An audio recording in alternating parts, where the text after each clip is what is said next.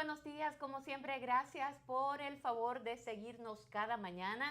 Recordarles que hoy es lunes, estamos a 21 de mayo del año 2018. Saludo como siempre a mi compañero de piso de esta labor diaria, Alexander Pérez. Alexander, ¿cómo estás? ¿Cómo estuvo el fin de semana para ti? Todo bien, todo bien. Buenos días, Lindsay. ¿Cómo están las cosas? ¿Cómo estuvo? Este fin de semana, yo no sé, pero como que la actividad política como que bajó un poco.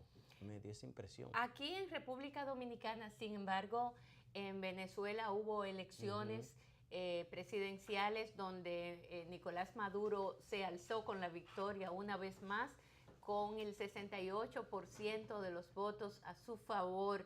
Sufragaron una cantidad importante de venezolanos, acudieron a las urnas, incluso hasta el último momento estuvieron votando masivamente los venezolanos, y eso es bueno, que la mayoría vaya y ejerza su derecho al voto.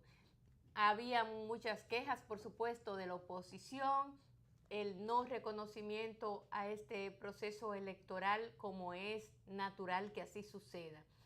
Sin embargo, ayer hablaba con un amigo venezolano que vive aquí en República Dominicana, chateaba, y él no está de acuerdo con el gobierno de Maduro, y me explicaba una serie de razones, no le daba credibilidad a las elecciones, etcétera. Pero yo simplemente digo lo siguiente: la oposición venezolana está muy desarticulada. Si quieren cambio de gobierno, esa oposición deberá recomponerse, identificar a un solo líder, que es de lo que carece la oposición. Muchas cabecitas, y todas quieren ser cabecitas de ratón.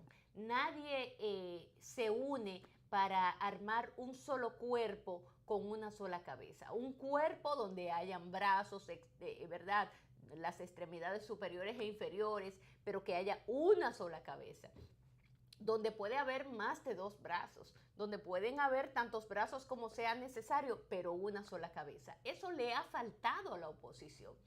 Y ciertamente que hasta el momento no vemos un liderazgo fuerte de parte de esa oposición que sea capaz de convencer a una mayoría de venezolanos de que ese es el hombre o la mujer que tendría la capacidad de dirigir los destinos de esa nación venezolana fuera de Nicolás Maduro. Así que hay que felicitar a los venezolanos porque fue un proceso de mucha movilidad, y sin embargo pocos disturbios, pocas cosas que decir desfavorable sobre este proceso electoral. Y otra cosa muy importante es que esos que están en la oposición, esos que entienden que Nicolás Maduro debe salir del poder, no le dan credibilidad a un proceso que en otro momento le dieron credibilidad cuando ellos fueron gananciosos en lo que tiene que ver con la escogencia a las candidaturas congresuales. Y entonces allí sí se le da toda la credibilidad, pero para este no. No, es el mismo proceso, son los mismos métodos que se están utilizando, los mismos equipos y la misma metodología. Por lo tanto, si se le dio credibilidad a una cosa, también se le debe de dar credibilidad a la otra. Lo que pasa es que en esta ocasión no salieron victoriosos los de la oposición. Y a eso es que me refiero. No es que yo esté en desacuerdo o no con que se produzcan cambios importantes en Venezuela, y que quizás no sea sobre la figura de Maduro que gire y la política y la identificación de un líder para gobernar los destinos de la nación. No, pudieran surgir muchísimos otros, no solamente de la oposición, sino del propio partido de Maduro, pero esa es la realidad del momento, y para que esa realidad cambie, vuelvo a reiterar, esa oposición tendrá que recomponerse, de lo contrario seguirán fuera del poder. No sé si viste el proceso, Alexander. No, yo no tengo esa percepción tuya. Yo no creo que eso sea así, pero vamos a esperar a ver. No, pero tú plantea tu posición respecto al Lindsay, proceso. es un proceso donde tú hayas diezmado, inhabilitado a la principal fuerza de oposición, a los dos líderes de la oposición. O sea, y que después entonces tú compres dos candidatos, eso no son unas elecciones ni transparentes ni serias. Yo creo que en Venezuela no hubo elecciones. En Venezuela lo que hubo fue un proceso ahí de autolegitimación. Yo creo en los procesos democráticos. Aquí, por ejemplo, tú te imaginas un proceso donde Danilo, que es el presidente, inhabilite a Leonel, inhabilite a Luis Abinader, inhabilite a fulano, inhabilite al otro, inhabilite al PRM, al PRD, al Partido Reformista y nada más. Pues, no, eso no es un proceso electoral. Entonces,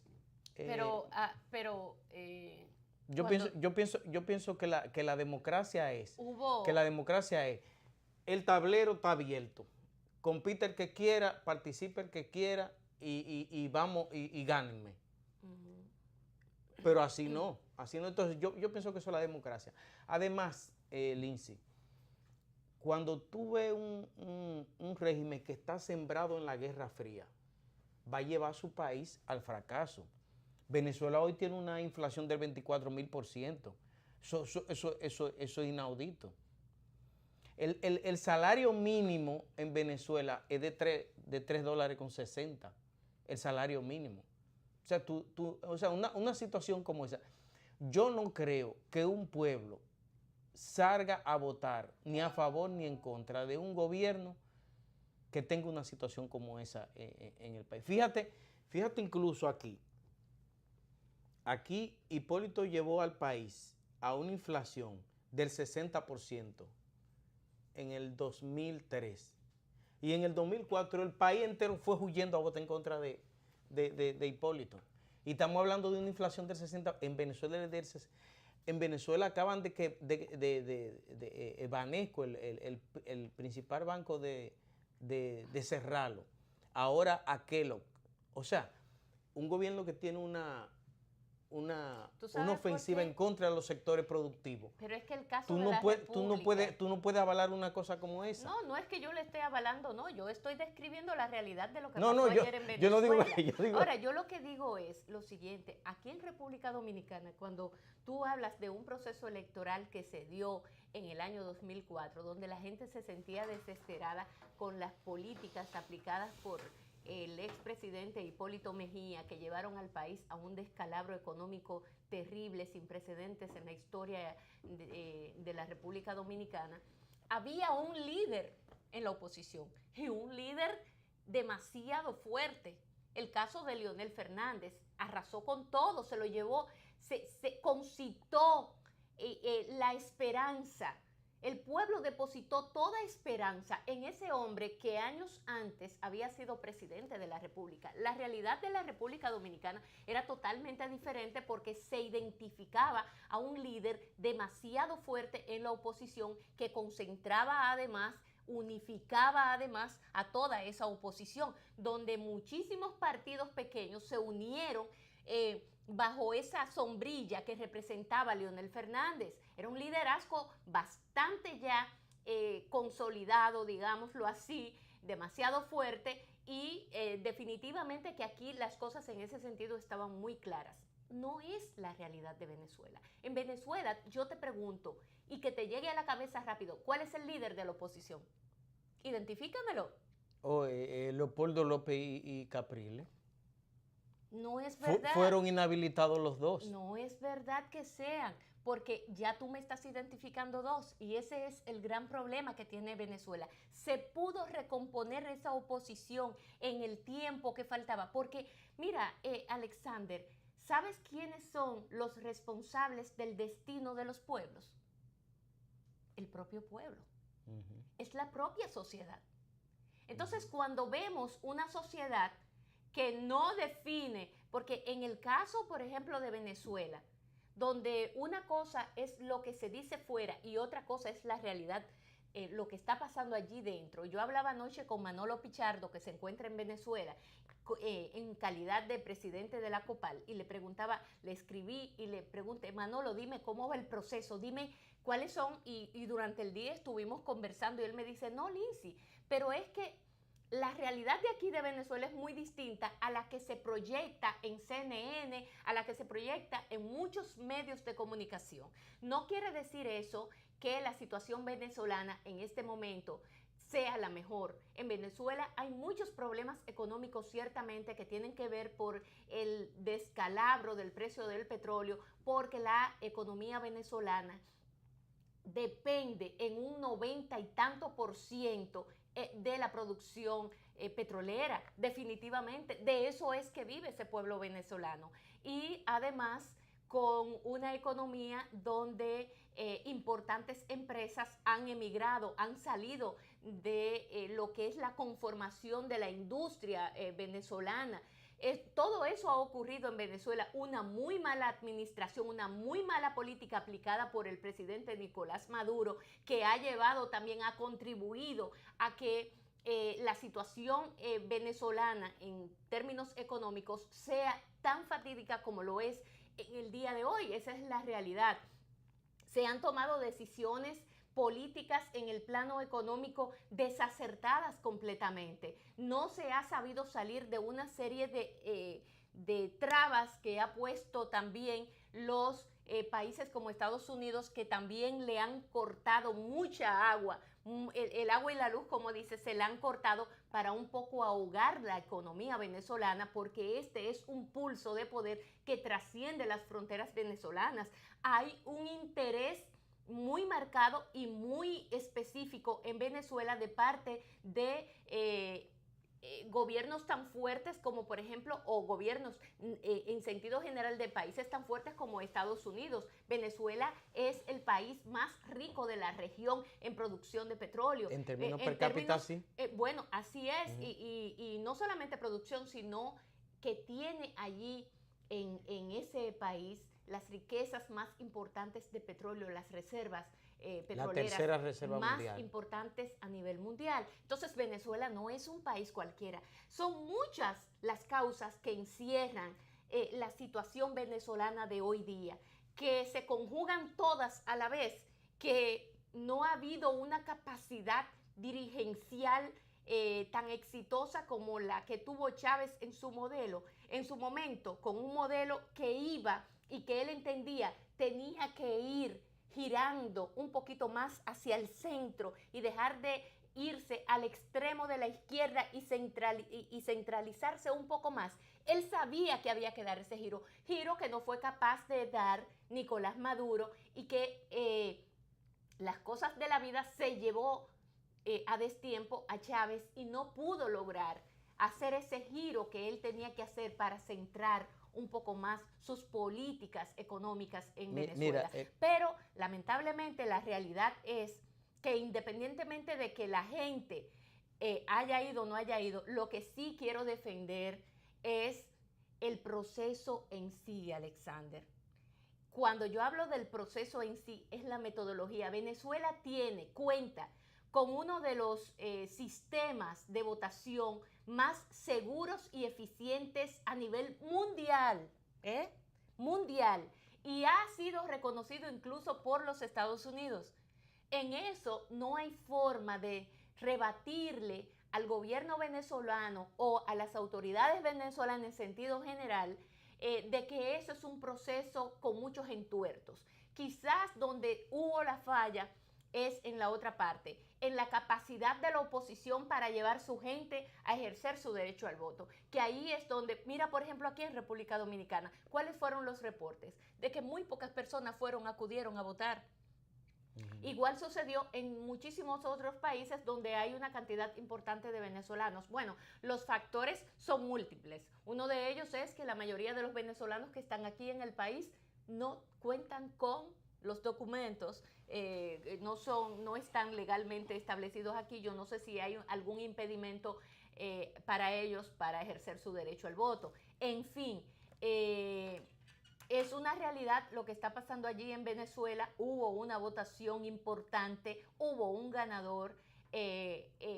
Su contendor principal quedó con un 40 y tanto por ciento en esa votación, que también es un número importante, lo que significa que la oposición tiene el compromiso de poder seguir articulándose mejor, de identificar, vuelvo a reiterar, un solo líder que permita unificar a esa oposición para un próximo torneo electoral, vayan mucho más fuertes, mucho más consolidados y que sean realmente una opción de poder para la mente de los venezolanos. Porque mira, eso también Lindsay, hay que verlo. Gabriel García Márquez decía que la diferencia que él veía entre liberales y conservadores era que los conservadores iban a la misa de las 7 y los liberales iban a la misa de las 9. Con esto yo te quiero dejar dicho, en el mundo ya todos los países están haciendo lo mismo. Todos los países ya tienen un solo norte, es captar mercado, aumentar la productividad, captar mercado, eficientizar su producto, educación para su pueblo. Tú te vas a Irán, tú te vas a todos los países, es más, las negociaciones que está haciendo Corea del Norte con Estados Unidos es precisamente producto del giro que tiene el mundo. ¿Cuál es el giro que tiene el mundo? Calidad de vida para los pueblos, elevar el empleo, elevar la inversión externa. Ahora, cuando tú tienes a un gobierno con un martillo en las manos, dándole por la cabeza todo el sistema productivo, cuando tú tienes un país con una inflación a los niveles extremos que ha llegado Venezuela. Óyeme, hay una tía mía que está muy mal de salud y hay un venezolano que la está atendiendo 24/7 a cambio de comida.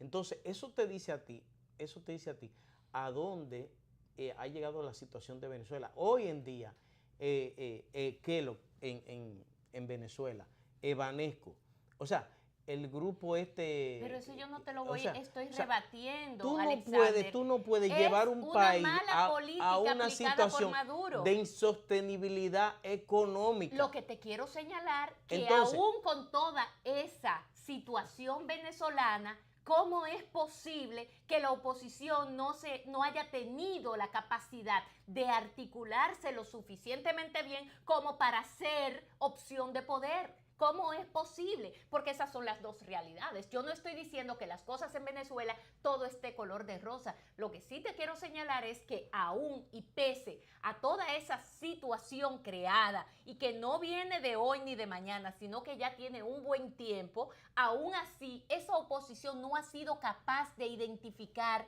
un líder que pueda identificar, o sea, que pueda representar pero fueron inhabilitados a esa mayoría, los dos. Pero tú hablas de dos, había que identificar un solo líder, pero además, ¿qué otro? ¿Quién fue que fue como candidato? Porque yo ni siquiera... No, la oposición no participó en la oposición.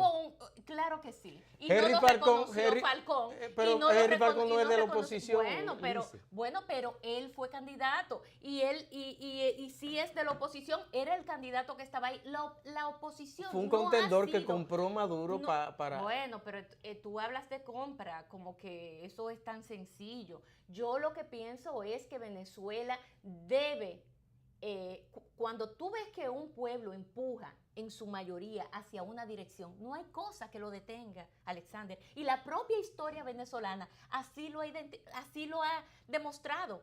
¿Cómo surge Chávez y a raíz de qué surge Chávez? ¿Por qué surge Chávez como ese gran líder y donde se siembra esperanza para los venezolanos? Por la desarticulación del sistema mismo de partidos. Entonces, eso tiene que ver con que los procesos llegan y llega el momento en que las cosas definitivamente y en el momento menos esperado toman un curso completamente distinto al que incluso tú eres capaz de analizar en un momento de la vida. Entonces, lo propio ocurre en Venezuela. A Venezuela le llegará su momento, pero hasta ahora la oposición ha sido incapaz definitivamente de articular un liderazgo tan fuerte como para que los venezolanos puedan mirar, girar su cabeza hacia otra dirección que no sea la imagen de Nicolás Maduro, que es la realidad del momento. Esa es la verdad.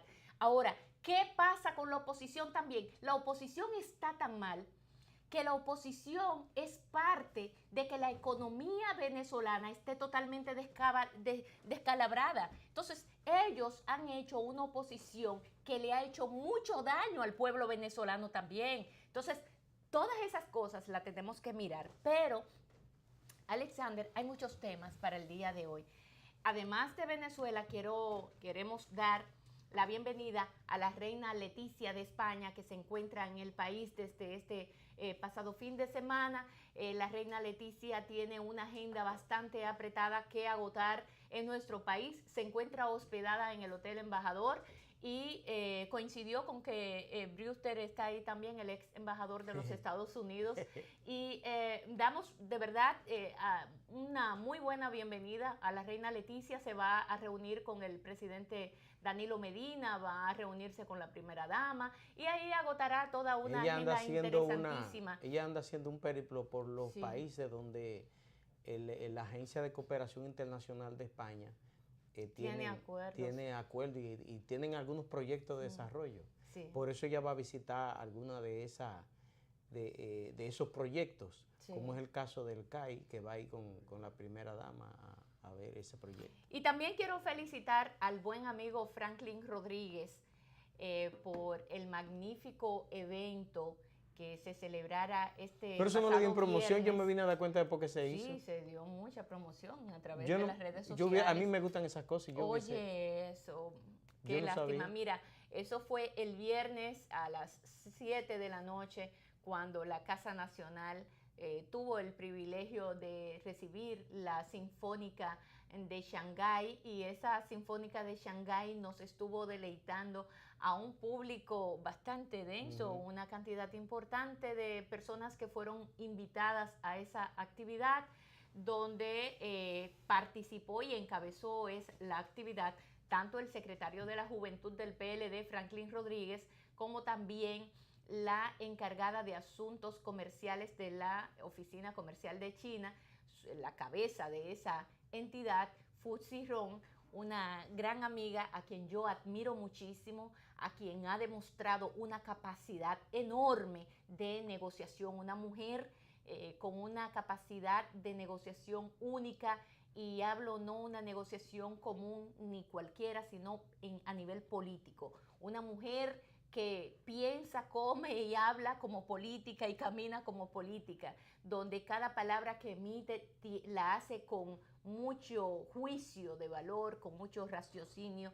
Y entonces son valores, son condiciones que en una mujer como Fu Zirong se destacan, y no ha sido fortuito el que el presidente de China, Xi Jinping, haya enviado a la República Dominicana a una mujer de la entereza, de la capacidad de Fu Zirong, para que sea ella la que, como pieza fundamental de estas negociaciones diplomáticas ya establecidas entre República Dominicana y China, sea ella quien la represente. Fu Zirong, digo yo, bueno, mínimo de ahora en adelante usted va a ser embajadora mínimo de Estados Unidos mismo.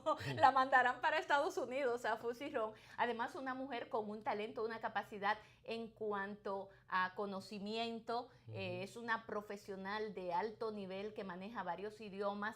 Por lo tanto, Fu tiene un futuro brillante en la política, y ella ha cumplido un rol fundamental. Así que nosotros, la verdad que ese día tuve la oportunidad de felicitar una vez más a Fu, que bueno, como digo, desde el primer día que la conocí hicimos una química tremenda, Fu y yo. Eso fue algo muy natural que se dio, y tiene que ver con, primero, una mujer. Una mujer que esté desempeñando roles tan importantes, tan trascendentes como el que ella desempeña. Hay que apoyarla, y ese tipo de mujer a mí me gusta apoyarla, porque son de las mujeres que marcan la diferencia en la política. No importa el país, en este caso, que representen. Así que un éxito la Sinfónica de Shanghái en la Casa Nacional, en ese gran salón del Partido de la Liberación Dominicana, que tiene una capacidad para 1.200 personas sentadas. Así que es un salón de eventos. Yo me enteré de eso, fue por Twitter ayer cuando vi que estaban subiendo las imágenes. Ah, pero es que tú estuviste muy desconectado, porque el mismo viernes hubo una revolución en las redes sociales también con eso de la Sinfónica. Y durante la semana pues se anunció bastante. Ahora sí fue por invitación, pero yo No, pero Franklin lo dejó abierto. No vi que hubo, no abierto, pero no vi que hubo promoción a eso. Bueno, pero a través de las redes se promovió mucho, de hecho yo lo vi y estuve enterada por eso, por las redes sociales de la actividad. Yo fui invitada en calidad de directora de Vanguardia, pero era una actividad abierta al público y ahí asistieron, ahí estaba doña Flavia García, a quien damos los buenos días a doña Flavia porque ella siempre sigue este programa, me manifestó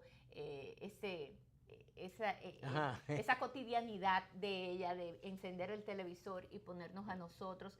Estaba allí también varios miembros del Comité Central, de hecho fue el ingeniero Alejandro Montaz, director de la CAS, que nos estuvo explicando, estuvo el doctor Domingo Jiménez en su condición también de miembro del Comité Central y secretario de Asuntos Laborales del PLD. Daris Javier, el economista, que también es parte importante, es subsecretario de Asuntos de la Secretaría de Asuntos Económicos del partido, vicesecretario, y así una cantidad importante de ese liderazgo, varios legisladores que también estuvieron allí. En fin, una actividad que no tuvo manchas, impecable. Cada detalle fue tomado en consideración y estuvieron también todas las autoridades de la Oficina Comercial de China, encabezada por Fu Xirong, que de hecho ahí ella dio una declaración a la prensa porque estuvo también toda la prensa y donde Fu fue bastante enérgica, muy enfática en cada palabra que pronunciaba cuando se refería a las declaraciones del representante comercial de los Estados Unidos. El encargado de negocio. De los Estados Unidos, que decía que él se quejaba de las relaciones que se habían establecido entre República Dominicana y China y lo recriminaba, y ella dijo, pero ¿por qué lo recriminan tanto ustedes? ¿Cuál es su inseguridad? ¿Sienten algún tipo de inseguridad por estas relaciones? Ese es un tema donde es un tema de las políticas internas de cada país y nadie debe de inmiscuirse en las políticas internas de cada país por la soberanía de cada país. Mira, el doctor Leonel así Fernández mismo lo dijo Fu Xirong, fue bastante enérgica y me gustó mucho la forma en que ella dio las declaraciones. El doctor Leonel Fernández, en su condición de presidente del Partido de la Liberación Dominicana, se refirió al tema también. Sí. Y él decía que defendía el derecho de soberanía que tiene la República Dominicana. Claro, cada país es soberano de tomar las decisiones que entienda más favorable para las políticas a nivel de relaciones económicas, etcétera, que en un momento determinado le convenga al país. Yo había sostenido que, no en el caso de la República Dominicana, pero yo había sostenido que América Latina, que es donde está la principal base política de Taiwán, eso iba a suceder. Incluso la vez que tuvimos en la casa del embajador del Japón, yo le decía a ellos, esa es una guerra perdida que tiene Taiwán, porque estamos hablando que Taiwán tiene 10 millones de consumidores. 1.400 millones. Frente a 1.400. Entonces, por más cooperación, a mí no me gustó la forma como el gobierno dominicano lo hizo, pero yo creo sí que el proceso era necesario y era previsible, y eso se iba a dar. Ahora, yo creo que el gobierno fue un tanto chapucero porque lo hizo de forma así intempestiva, no hizo gala de la buena diplomacia. Pero pienso que sí era un proceso inevitable, pero no solo para la República Dominicana, para toda América Latina. Taiwán en un espacio de tiempo que yo no puedo determinar, pero en un espacio de tiempo Taiwán va a ir perdiendo esa guerra, porque todos estos países lo que van a ver es, yo puedo exportarle 1 millón de berenjenas a China, sí, pero porque China coge todo lo que tú le exportes, porque ahí hay un mercado grande. Ahora, Taiwán, ¿qué es lo que puede coger Taiwán? 2 o 3 cositas. O sea, por más que esfuerzo que haga Taiwán por mantener esa base política aquí en América Latina, porque de 19 países que tienen relaciones con Taiwán en el mundo, 16. Pero sobre todo la argumentación. Y es un pleito que Taiwán va a perder. Los argumentos de Estados Unidos y su queja por el establecimiento de esas relaciones diplomáticas entre estos países son muy flojos. Ahora bien, por otro lado, son razonables. Lo que quiero decir es que es lógico que lo hicieran en un momento en que los conflictos entre Estados Unidos y China estaban en sus peores momentos. Sin embargo, en este fin de semana se dio a conocer un cambio importante que distiende un poco la relación China-Estados Unidos. Y es unas negociaciones que se han venido dando, donde se han reunido las altas representaciones de ambos gobiernos con el propósito de llegar a un consenso, a unos acuerdos comerciales donde ambos países se puedan beneficiar. ¿Qué ha pasado luego de Trump haber dado la información al mundo de que pondría aranceles, de que pondría impuesto a una serie de productos chinos que entran a los Estados Unidos? ¿Y por qué se da eso? Bueno, se da eso porque en las relaciones comerciales bilaterales entre Estados Unidos y China, Estados Unidos queda muy por debajo de los beneficios que recibe China de esas relaciones comerciales. Lo que significa que China se lleva la gran tajada y el gran pedazo más grande y jugoso de ese pastel. Y lo que quiere Estados Unidos es decir, espérate, yo me quiero comer la mitad del pastel. Y tú te comes la mitad y yo me como la mitad, y eso sería lo justo. Bueno, eso es lo justo, pero la realidad es la capacidad de cada mercado, de cada país, y no solamente esa capacidad, sino también la capacidad de negociación. Elemento fuerte que tiene China, el propio Corea del Norte. Elemento fuerte que tiene Estados Unidos, su capacidad también de manejos de poder en muchos aspectos que pueden cortar varias venas importantes, o quizás una sola vena, pero que sea la vena aorta de China. Entonces, ambos países se necesitan. Estamos hablando de que solamente entre China y Estados Unidos, ambos países, solamente esos dos, representan el 40% del Producto Interno Bruto mundial. En esos dos países se crea el 40% de las riquezas a nivel mundial. Por lo tanto, ambos se necesitan. ¿De qué estamos hablando? De la primera y segunda economía del mundo, donde además hay un mercado latente de cada uno, de cada lado de los países. Entonces, ¿qué pasó en el fin de semana que distendió un poco las cosas?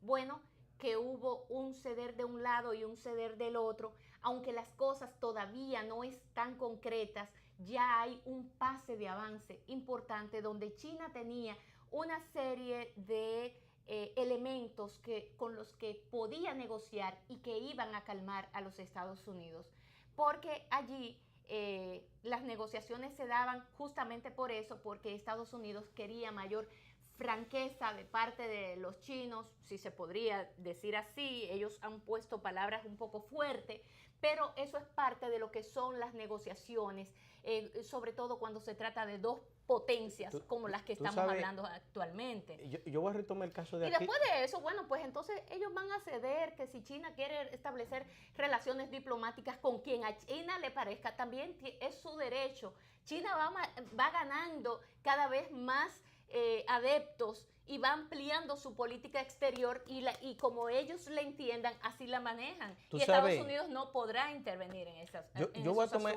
el tema dominicano para después comentar eso que tú acabas de decir. ¿Tú sabes por qué fue tan atropellante y chapucera esa negociación de República Dominicana con China? Porque se aisló a la parte diplomática y las negociaciones fueron manejadas por dos funcionarios políticos, que fue José Ramón Peralta por la presidencia y Flavio Darío Espinal de la presidencia. Ellos dos, incluso Miguel Vargas se enteró de esas negociaciones y de que se iba a firmar ese acuerdo. Un día antes del viaje a China fue que él se enteró. Miguel Vargas, aunque Miguel Vargas era partidario, hay que decirlo, de ese cambio, incluso tanto fue así que cuando vino el canciller de Taiwán aquí al país, Miguel Vargas cogió y viajó al extranjero el día antes para no tener que recibir al canciller de Taiwán. Sin embargo, el presidente de la República, por las causas que sean, encomendó esa negociación a dos funcionarios del Palacio, que fue a Flavio Darío Espinal y a José Ramón Peralta, y ellos dos fue que hicieron la negociación. Miguel Vargas ni siquiera lo sabía. Entonces, como fueron ellos dos, hubo como una ausencia de la diplomacia y la República Dominicana fue un poco atropellante con Taiwán. Ahora, en eso de las negociaciones de China y Estados Unidos, desde un principio, Lizzy, se veía que esa ofensiva de Donald Trump, porque es que Donald Trump está manejando la política comercial y exterior norteamericana como si fuera un negocio de inmobiliaria. Y entonces, cuando él empezó a meter presión del arancel del 25% al acero y del 15% al aluminio, desde un principio se vio que él solo era una estrategia para obligar a China a una negociación y ahora lo logró. Incluso, fíjate que incluyó a Europa, después incluyó a Europa, incluyó a Sudamérica, después excluyó a Sudamérica. O sea, el objetivo real era China. Ahora hay una negociación donde China le cede parte de su espacio. Ahora, yo veía un analista que decía que Donald Trump estaba obviando algo, que muchas de esas empresas que exportan hacia el mercado norteamericano viene desde China y desde Europa y desde Sudamérica. La mayoría de las acciones de esas son de empresas norteamericanas. Y que entonces Donald Trump estaba tomando medidas contra empresas que estaban fuera, que eran supuestamente de otros países, pero que eran de propiedad de norteamericanos. Y entonces ese analista explica, eso no va a llegar muy lejos, porque al fin y al cabo es una guerra entre las propias empresas norteamericanas. Y entonces por eso yo pienso que hubo una salida como la que se dio a conocer ayer y que tú comentaste hace un momento. Bueno, pero de eso es que se tratan las negociaciones, Alexander.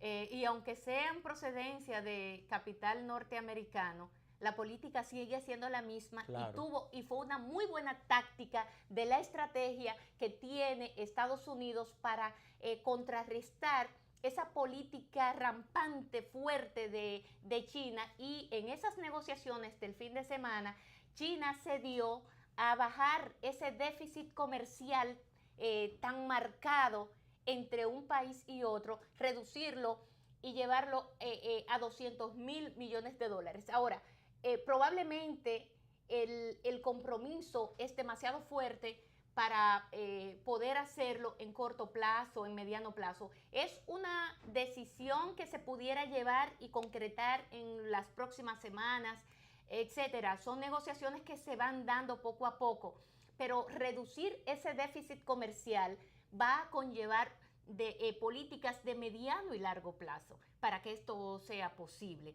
Ahora, ¿es posible? Sí, claro que sí. Se tienen que dar una serie de pasos para ponerlo en marcha y Estados Unidos está en la disposición de hacerlo.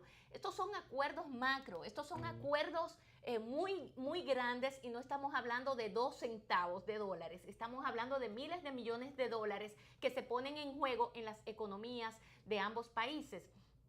Y es parte del juego limpio, y lo voy a entrecomillar, que se deben de dar en todos los países, sobre todo en las primeras economías del mundo. Las reglas deben de estar claras también. Y Estados Unidos lo que busca es un poco equilibrar el mercado entre ambas naciones, donde entre ellas se sientan gananciosos ambos, un ganar-ganar, porque hasta ahora estamos viendo que las exportaciones de China versus las exportaciones de Estados Unidos están totalmente desbalanceadas, donde China se lleva, vuelvo a repetir, la gran tajada. Entonces son de las cosas que pasan en el mundo y que nosotros tenemos que estar ojo visor y tú preguntarte, pero ¿por qué Estados Unidos reacciona de manera tan rápida y fuerte frente a unas relaciones con un paisito de 10 millones de habitantes en una islita del Caribe que se llama República Dominicana? ¿Y qué trascendencia puede tener esto o qué impacto puede tener a nivel político para los Estados Unidos? En el fondo, simple y llanamente, es parte del juego del poder, es parte del juego de las políticas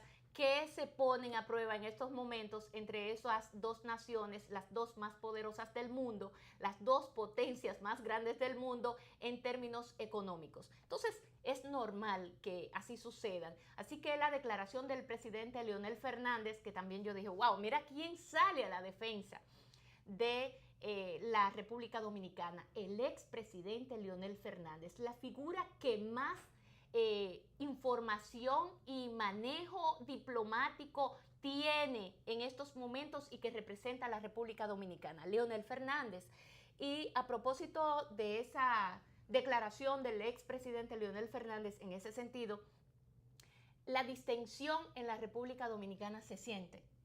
En el fin de semana tú decías, bueno, pero no se ha hablado tanto de política en el fin de semana a nivel interno, y eso tiene que ver con una distensión, bajaron las aguas, se ponen más a su nivel, y también tienen que ver con la carta enviada del presidente Danilo Medina al Congreso de la República.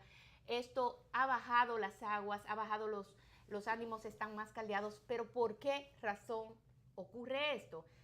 Bueno, probablemente la propuesta en sí del presidente Danilo Medina no sea lo más importante, sino la disposición del presidente Danilo Medina y el conocimiento y reconocimiento de parte de Danilo de que había una situación muy fuerte y con los ánimos muy arriba de parte de la sociedad dominicana con este tema de la ley de partidos.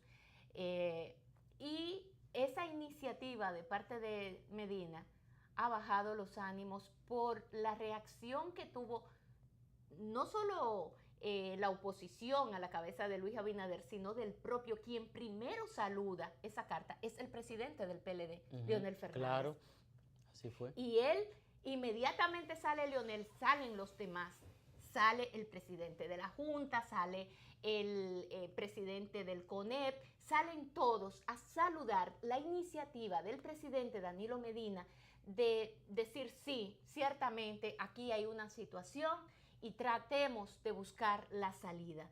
Eso es lo trascendente, eso es lo importante. Por eso es que también hay que reconocer que hay una madurez en el liderazgo del Partido de la Liberación Dominicana a la cabeza de Leonel Fernández y Danilo Medina. Un Leonel Fernández que su manejo en la política es de mucha elegancia, de mucho respeto, se sabe manejar con una inteligencia emocional única y envidiable, que a veces incluso no es entendida por una mayoría, pero que a la postre, al pasar de los días, se entiende la postura de un hombre del nivel de Leonel Fernández.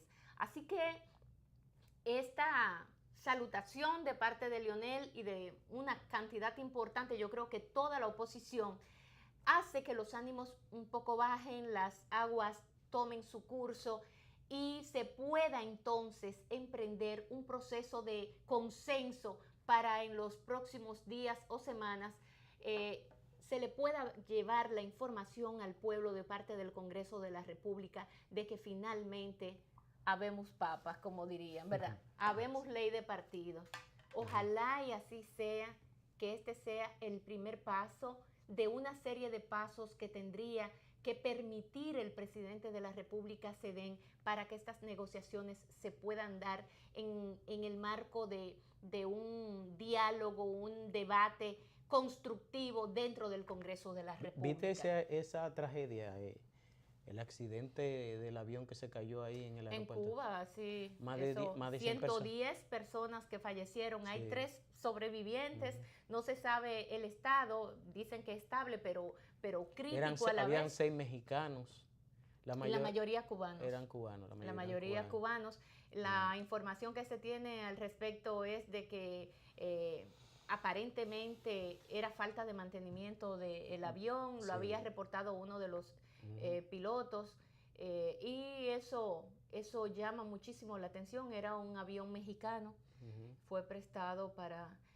bueno, esas son de las cosas que ocurren, una tragedia terrible que nosotros, por supuesto, nos solidarizamos con el pueblo cubano por esa tragedia ocurrida en el fin de semana cuando fallecieron 110 personas. No sé si viste algunos videos que pasaron por allí, personas que en el momento de ocurrir ese hecho grave filmaban por razones X, pero vieron esa humareda y entonces inmediatamente empezaron a filmar o estaban filmando a otras personas y se vio de fondo ese evento, ese momento. Y además la explosión que tiene que haber hecho ese... Oh, sí, yo la vi. Yo la vi en un video que enviaron por ahí, no sé quién me lo envió, pero es muy lamentable. Definitivamente que cuando ocurren estas tragedias, es pocas las veces que... si usted se pone a comparar el tránsito normal, los vehículos, eso es a cada minuto que ocurre un accidente, pero los accidentes aéreos no ocurren tan frecuentemente. Sin embargo, cuando ocurren, se mueren cientos de personas por la cantidad de personas que siempre van en un avión, que van desde 100 a 200 y hasta 250 personas en un avión, y por eso es lo impactante de la información. Son de las cosas que tenemos en el día de hoy. Alexander, no sé si tiene otro tema, pero tenemos que pausar porque tenemos un congresista por aquí, amigo de este espacio, que siempre nos visita cada cierto tiempo. Fidel Santana va a conversar con nosotros tras una brevísima pausa comercial.